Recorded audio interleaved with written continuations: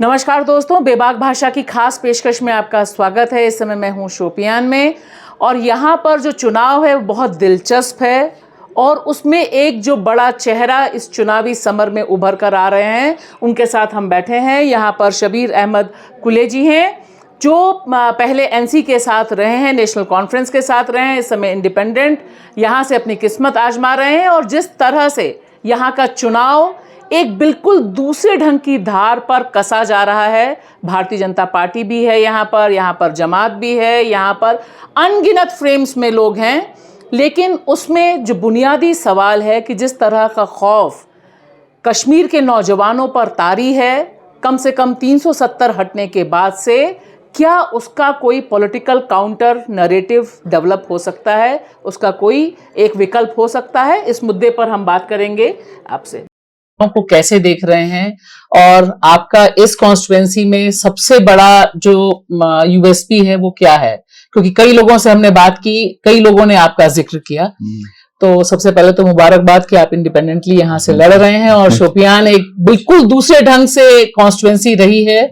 मैं 12 साल से यहाँ पर अलग अलग रेफरेंसेस में आई हूँ और उस लिहाज से आप अपने को कैसे देखते हैं कि किस तरह से जो फाइट है उसमें आपकी जो उम्मीदवारी है वो क्या तब्दीली ला सकती है?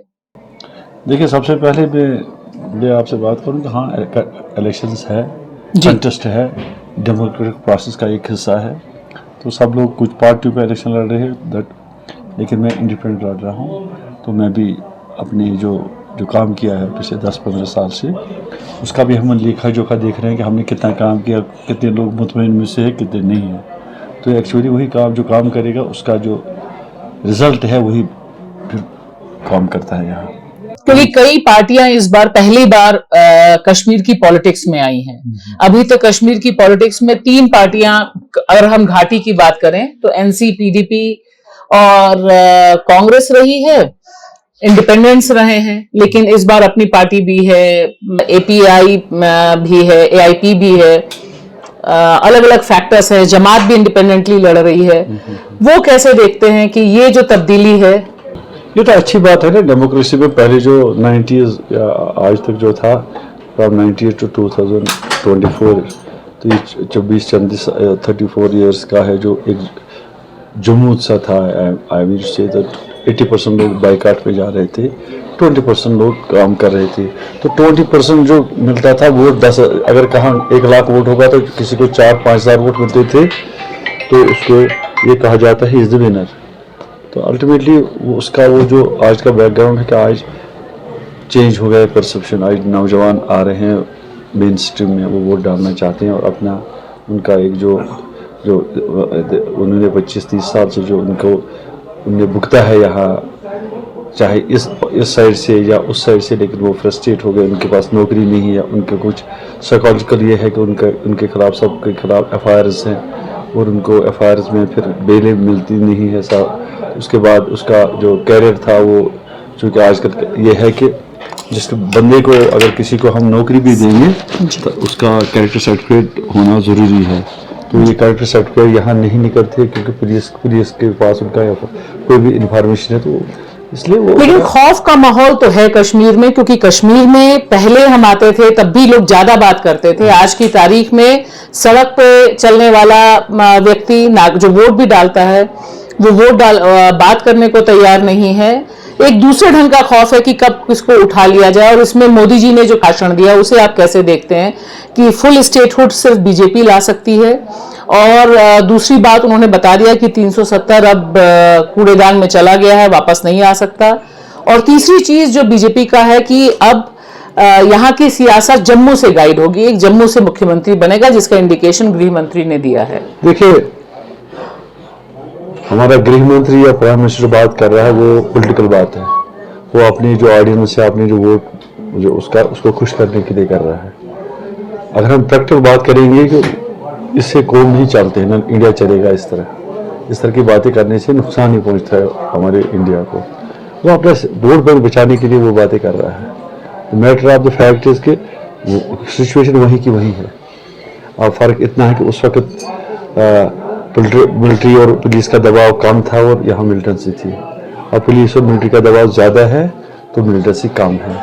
लेकिन जहाँ तक ये जो वैक्यूम है, अगर उन्होंने आज भी कश्मीर के साथ इंसाफ वाटर मीट से उनको फ्रीडम मूवमेंट है, किसी को भी उठाना, किसी को भी कहीं थाने में रखना, तो ये एक अंडरग्राउंड चलता है। ये कभी फिर एक ऐसा बवाल आएगा कभी, तो फिर इसको रुकेगा कोई नहीं। अभी तो हम लोग डर रहे हैं पुलिस से, आर्मी से, किलिंग से। तो इतना माहौल, जब एक वैक्यूम जब आएगा, एक ब्लास्ट कभी आएगा, तो फिर उसमें वो डरने वाली बात ही नहीं रहेगी नौजवानों को। मरना मारना तो फिर एक ही बात होगी। लेकिन ये कहना कि स्टेटहुड मेरे से ही आ सकता है या 370 कभी नहीं कूड़ेदान में है, तो ये इसका सियासी स्टैंड है कि 370 आज 60 साल बाद 370 को उठाया। हो सकता है 30 साल बाद कोई हुकूमत आएगी या कोई सिचुएशन आएगी, वापस आएगी। तो पॉलिटिकल डिसीजंस कभी बदलते भी हैं, कभी आते भी हैं।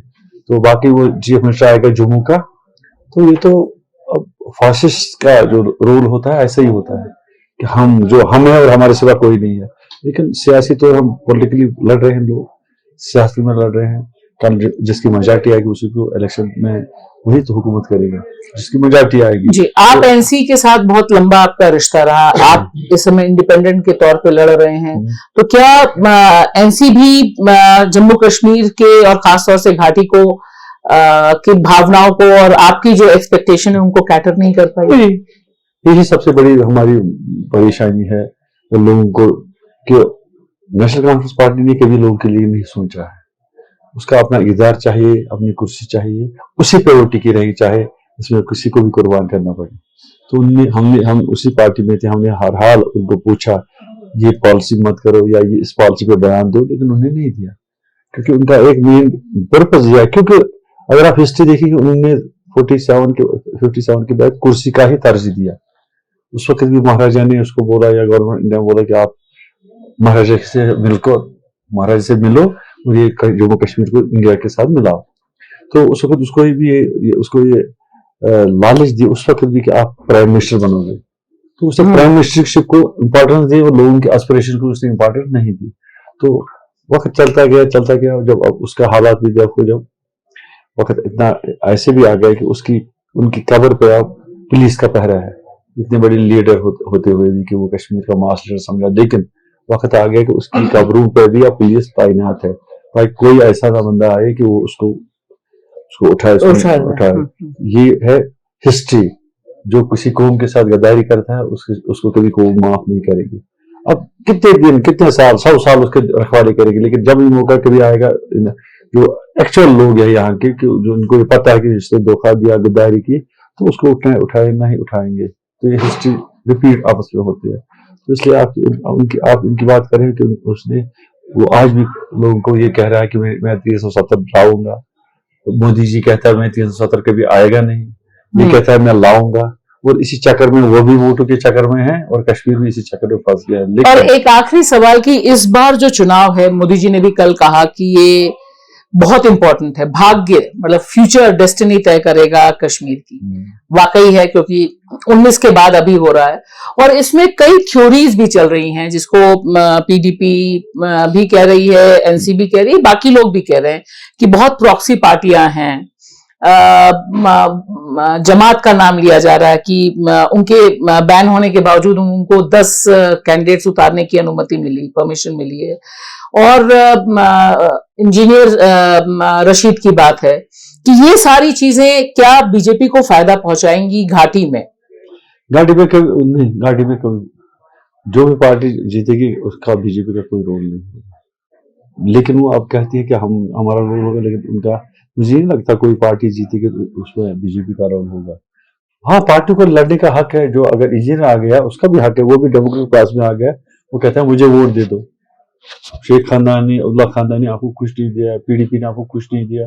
अब सियासत में सिक्योरिटी करना तो ये तो पॉलिटिकल एक स्टंट है, पॉलिटिकली तो लड़ना पड़ता है, डेमोक्रेसी है ना। लेकिन पॉलिटिक्स में तो पर्दे के पीछे, कालीन के नीचे तो अलायंसेस भी होते हैं।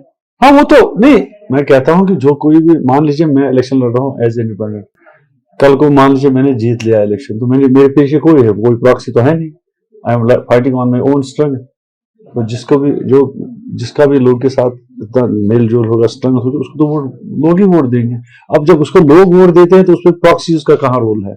लेकिन जेल से लोगों का बाहर निकलना, वो भी कश्मीर के लोगों का, क्योंकि हमने तो ये देखा है, और मैं तो बतौर रिपोर्टर बहुत लंबे समय से कश्मीर कवर कर रही हूँ, कि यहाँ पे जो लोग अंदर गए हैं उनका बाहर निकलना, जो जर्नलिस्ट के ऊपर केसेस रहे हैं उनका केसेस से बाहर आना ऑलमोस्ट इम्पॉसिबल दिखाई देता रहा है।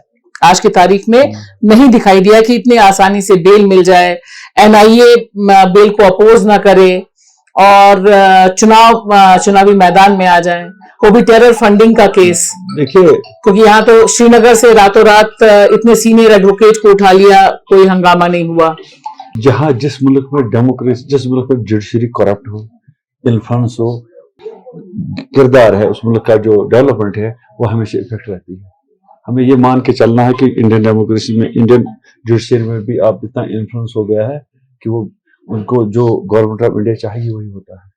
अगर हम पहले की बात करेंगे, बाबरी मस्जिद की बात करेंगे, सब कुछ उल्टा पुल्टा कर लीगली हमारा हक होने के बावजूद नहीं दिया। 370 की बात करेंगे, इसमें अगर लीगल पॉइंट हम देखेंगे, लीगली हमारा ऑलरेडी सुप्रीम कोर्ट ने 3 जगह बोला है कि नहीं ये परमानेंट फीचर है इसका, लेकिन क्या सुप्रीम कोर्ट ने 10 दिन 20 दिन आर्ग्यू किया और नहीं दिया। तो इतना इन्फ्लुएंस आप जुडिशरी में है कि हमारा मानना है कि अब जुडिशरी पे हमारा जो हमारा उस पर ट्रस्ट है वो नहीं, अब ये नॉमिनल हो गया सब कुछ। तो अब अगर आप कह रहे हैं कि ये अनलॉफुल एक्टिविटीज में रशीद नजीर को बेल मिल गई, ये गवर्नमेंट इंडिया ने चाहा ना कि उसको बेल देना, बेल दे दी। अदरवाइज अनलॉफुल एक्टिविटीज में इतने बड़े लोग हैं, उनको लाइफ इम्प्रिजनमेंट तक मिलता है, तो ये कैसे पॉसिबल है उसको उससे बेल रखे? क्योंकि उसमें जो गवर्नमेंट का वकील है, जो एनआईए का वकील, उससे अपोज नहीं कर सकता, मुझे कोई ऑब्जेक्शन नहीं, इसको बेल दे दो। तो जब गवर्नमेंट ऑफ इंडिया चाहेगी, और अल्टीमेटली जो मैंने आपसे कहा कि ये जो वैक्यूम है हमारे जम्मू कश्मीर में, ये हमेशा रहेगा जब तक हमारी जो पॉलिटिकल पार्टी है सिक्योरिटी पॉइंट नहीं करे। आज बीजेपी सिक्योरिटी पॉइंट करते हैं, रशीद को छोड़ती है, एनआईए में कहती है कि इस मेरे, जब देखिए ना कानून के हिसाब से एनआईए का एक वकील होता है, उसी को जब प्रोसिक्यूशन अगर अपोज करेगी बेल नहीं होती है, ये तो कानून में लिखा है। लेकिन जब प्रोसिक्यूशन का एनआईए का वकील कहेगा कि नहीं मुझे कोई ऑब्जेक्शन ही नहीं है इसको बेल देने में, तो जज को क्या करना? जज को तो बेल देनी है। तो ये है कि हाँ, मुझे लगता है कि हाँ ये इंडिया की चॉइस है कि तो कश्मीर की जनता समझती है इसको, ये समझेगी इसको, आहिस्ता आहिस्ता समझेगी, वक्त आने पर समझ भी नहीं समझी, लेकिन आहिस्ता आहिस्ता समझ आएगी। कितना बड़ा गेम चेंजर ये चुनाव आप देख रहे हैं, और आपकी जिंदगी में ये कितना इंपॉर्टेंट है?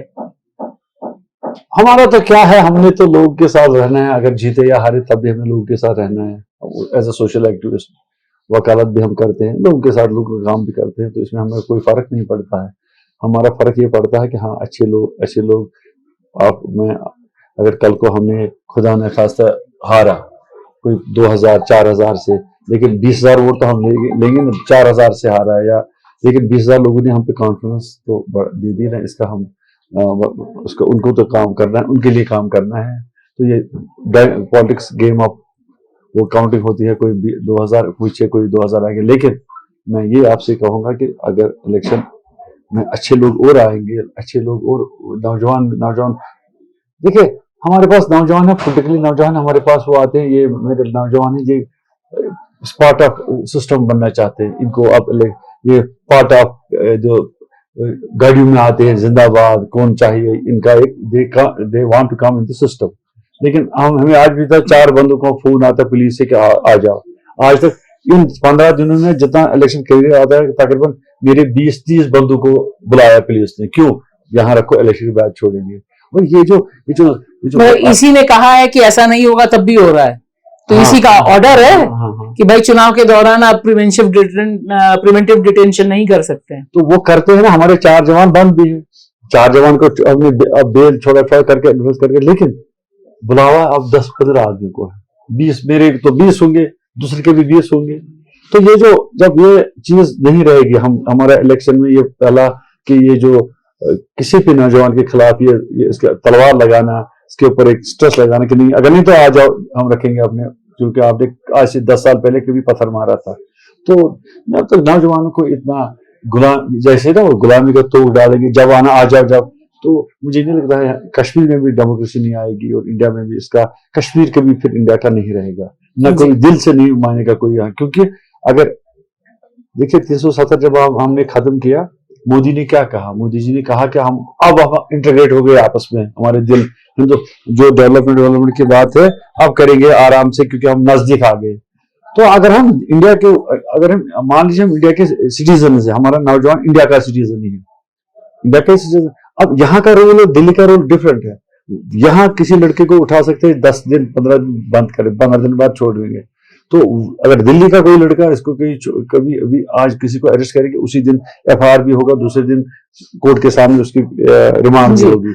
और यहाँ जो है ये सिस्टम उन्होंने कभी बदलना नहीं। ये they want to live here, they want to be govern by here by pressure, military का इस्तेमाल, पुलिस का इस्तेमाल। इससे क्या नौजवान लोग तो अब तो आगे मेन स्ट्रीम, अगर आज भी उन्हें ऐसा ही किया तो आगे वाले इलेक्शन में ये फिर वापस जाएंगे अपने हिसाब से, फिर अगले वाला इलेक्शन भी मुश्किल हो जाएगा फिर यहाँ इंडिया को। तब तो मोदी जी तो अपने दिन निकालेगा, लेकिन कश्मीर के लिए, इंडिया के लिए बहुत मुश्किल हो जाएगा। जी, बहुत बहुत शुक्रिया।